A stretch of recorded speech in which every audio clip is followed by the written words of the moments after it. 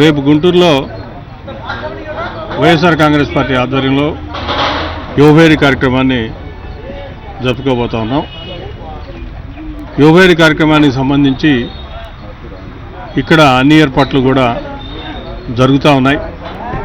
Stage నిర్మాణం కానీ మిగతా టెంట్లు వేసుకునేది కానీ అన్నీ కూడా పూర్తిగా వచ్చినాయి, అన్నీ కూడా సిద్ధమవుతాయి. ఇక్కడ యువభేరి గురించి మేము జిల్లాలో ప్రచారం కూడా చేయడం జరిగింది. దీనికి సంబంధించి పోస్టర్స్ కూడా రిలీజ్ చేశాం.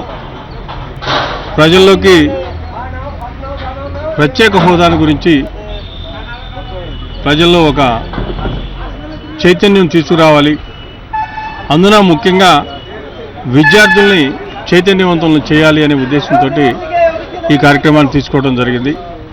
ఇది విద్యార్థులకి నిరుద్యోగులకి ఈ ప్రత్యేక హోదా వస్తేనే వాళ్ళ యొక్క జీవితాలు బాగా ఉంటాయి, విద్యార్థుల యొక్క భవిష్యత్తు చాలా బాగా ఉంటుంది అనే ఉద్దేశంతో మరి ఈ కార్యక్రమాలు నిర్వహించడం జరుగుతూ ఉంది.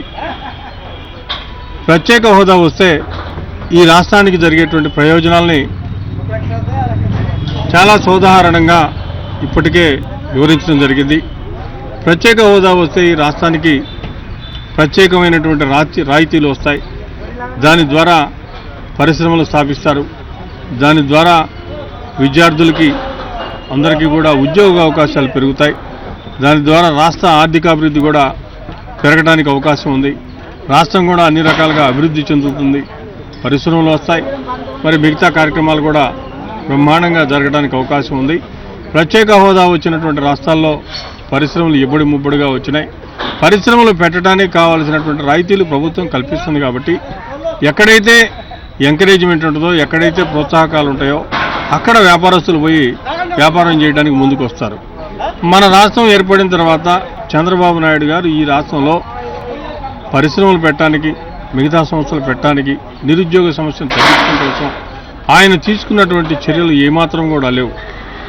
ఎంతోమంది ఈరోజు విద్యార్థులు చదువుకొని నిరుద్యోగులుగా తిరుగుతూ ఉంటాం, మనం చూస్తూ ఉన్నాం. మరి వాళ్ళందరికీ కూడా ఉద్యోగ అవకాశాలు కల్పించడం కోసం చంద్రబాబు నాయుడు గారు తీసుకున్నటువంటి చర్యలు ఏమి లేవు. ప్రభుత్వం మీద ఒత్తిడి తీసుకొచ్చి, కేంద్ర ప్రభుత్వం మీద, రాష్ట్ర ప్రభుత్వం మీద ఒత్తిడి తీసుకొచ్చి ప్రత్యేక హోదా సాధనే ధ్యేయంగా పనిచేస్తున్నటువంటి నాయకుడు జగన్మోహన్ రెడ్డి గారు. జగన్మోహన్ రెడ్డి గారు మొట్టమొదటి నుంచి కూడా ప్రత్యేక హోదా సాధన ద్వారానే ఈ రాష్ట్రం అన్ని రకాలుగా అభివృద్ధి చెందుతుంది.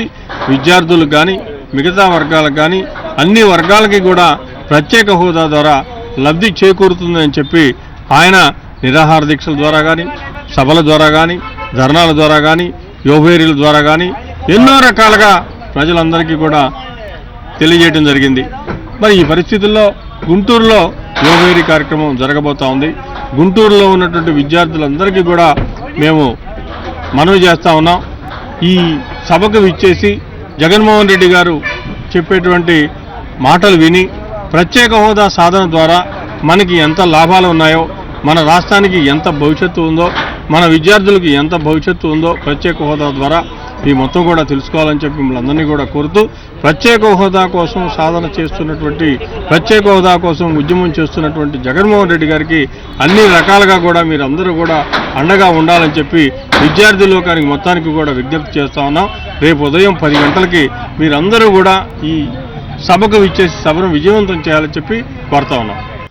రేపు 16వ తారీఖున జరిగే ప్రత్యేక హోదా కోసం ప్రీతమ నాయకుడు జగన్మోహన్ రెడ్డి గారు యువభేరి కార్యక్రమంలో పాల్గొని ఈ రాష్ట్ర ప్రజల రాబోయే తరాల బాగోగుల కోసం, రాబోయే తరాల యొక్క స్థితిగతులు మెరుగుపరచడానికి ఈ రాష్ట్రానికి ప్రత్యేక హోదా ఎంతవరకు అవసరమో ఈ రాష్ట్రంలో ఉన్నటువంటి ప్రతి ఒక్కరికి తెలియాలనే ఉద్దేశంతో గుంటూరు నడిబొడ్డున రాజధాని ప్రాంతంలో యువభేరిని రేపు మీటింగ్ పెట్టబోతా ఉన్నారు.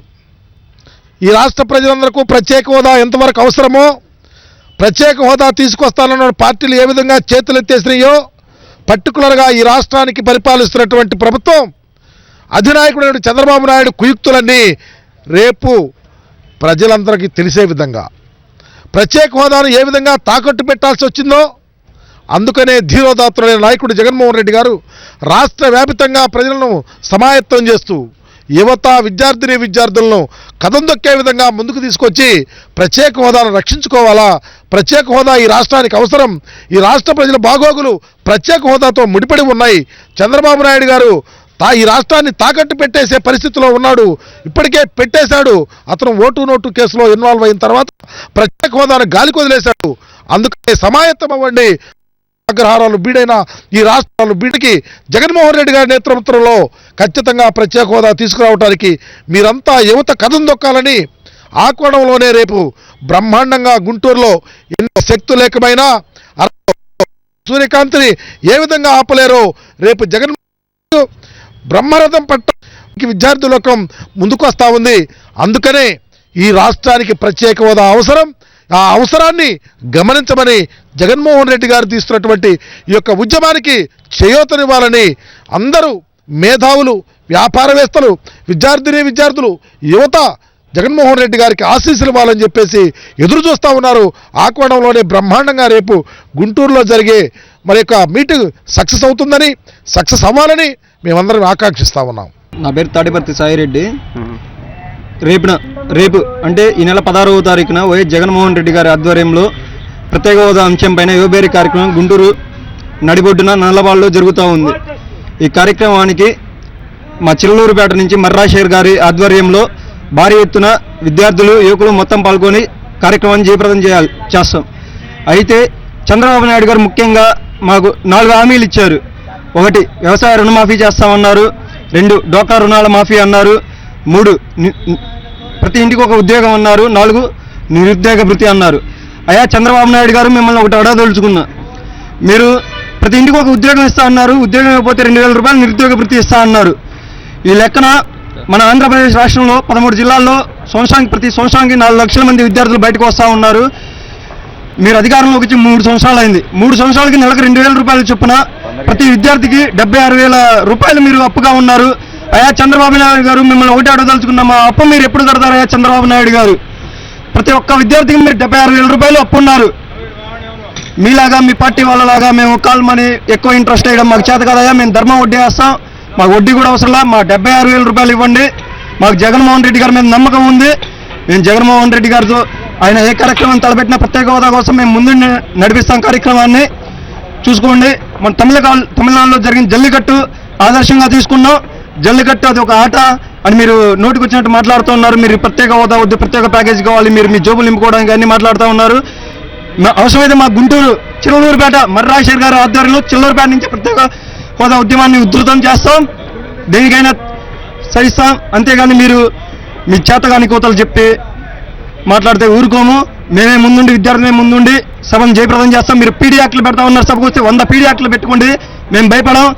దేవుడు తేడా చేస్తే మా జగన్మోహన్ రెడ్డి గారు సంవత్సరంలోనే అధికారంలోకి వస్తారు, లేదంటే 2 ఏళ్ళు మా అయితే భరిస్తాం. మీరు 100 పీడీ యాక్ట్లు పెట్టుకున్నా మేము భయపడాం. ప్రత్యేక హోదా సాధించి తీరుతాం, అది మా విద్యార్థుల వల్లే అవుతుంది, తప్పకుండా సాధిస్తాం. జై జగన్. నా పేరు గణేష్. రేపు గుంటూరులో జరిగే యువబై కార్యక్రమానికి ప్రత్యేక హోదా ఆంధ్రుల హక్కు అనే జగన్మోహన్ రెడ్డి గారు తలపెట్టిన కార్యక్రమాన్ని మేమంతా ముత్తకట్టడంతో విద్యార్థులు అంతా ఐక్యమై, విద్యార్థులతో పాటు నిరుద్యోగులు, ఎందుకంటే ప్రత్యేక హోదా వస్తేనే నిరుద్యోగ సమస్యలు తీరుతాయని బలంగా నమ్మే మా లాంటి యువకులంతా కలిసి రేపు జగన్మోహన్ రెడ్డికి చెయ్యి కలిపి అండగా ఉండి ప్రత్యేక హోదా సాధించడం కోసం ప్రతిరోజు కూడా అతను జగన్మోహన్ రెడ్డి గారు రోజు కృషి చేస్తూ అన్ని జిల్లాల్లో యువకులని, విద్యార్థులని విస్తృతం చేస్తూ మమేకమై జల్లికట్టు స్ఫూర్తిగా తీసుకోమంటే మొన్న శ్రీనాథ్ చౌదరి గారు అంటారు, పందులు ఆట ఆడుకోండి, కోళ్ళ పందాలు పెట్టుకోండి, లేకపోతే ఇంకోటి ఏదో చేసుకోండి తప్ప అద్దం పద్దం లేని మాటలు మాట్లాడదని చెప్పి ప్రత్యేక హోదా గురించి చులకనంగా మాట్లాడతారు. మరొక నాయుడు వెంకయ్య నాయుడు గారు అయితే ప్రత్యేక హోదా ముగిసిపోయిన అధ్యాయం అంటారు. మరొకరైతే ప్రత్యేక ప్యాకేజీ కావాలంటారు. మరి మీరు 5 ఏళ్ళు అడిగారు, 10 ఏళ్ళు అడిగారు, 15 ఏళ్ళు అడిగారు. మరి మీరెందుకు అడిగినట్టు? ప్రత్యేక హోదాకు అంత ప్రాముఖ్యత లేనప్పుడు మీరు ఎందుకు అడిగారు? మీరు ఆ ప్రత్యేక హోదా ఇస్తా అని చెప్పి తిరుపతి వెంకటేశ్వర స్వామి సాక్షిగా మీరు చెప్పారు కదా, మీరు చెప్పిన మాటని మీరు నిలబెట్టుకోమంటున్నాం. విద్యార్థులు అయ్యా సంవత్సరానికి లక్షల మంది బయటకు వస్తున్నారు. ఇప్పటికి 3 సంవత్సరాలు గడిచిపోయింది. లక్షల మంది నిరుద్యోగులు ఉన్నారు. వాళ్ళకి డిఎస్సి పోస్టులు లేవు, మరి ఏ ఇతర రకాల ఉద్యోగాలు లేవు, ఉపాధి కల్పన లేదు. రాజధానిలో రైతులు వేలాది ఎకరాలు కోల్పోయే వాళ్ళు నిరాశలయ్యారు. ఆ నిరాశలయ్యాక వాళ్ళకి ఉద్యోగం లేదు, వాళ్ళకి ఉద్యోగం చదువు లేదు, ఉద్యోగం లేదు. కనీసం ఇంటికాడ ఏ పని చేయాలి, పిల్లల్ని ఎలా చదివించాలనే బాధలతో అప్పుల్లో కూరుకుపోయి ఉన్నారు. వ్యవసాయ భూములు బీడు భూముల్లాగా మారిపోయినాయి. మీరు వచ్చే కానీ అసలు వర్షమే లేదు.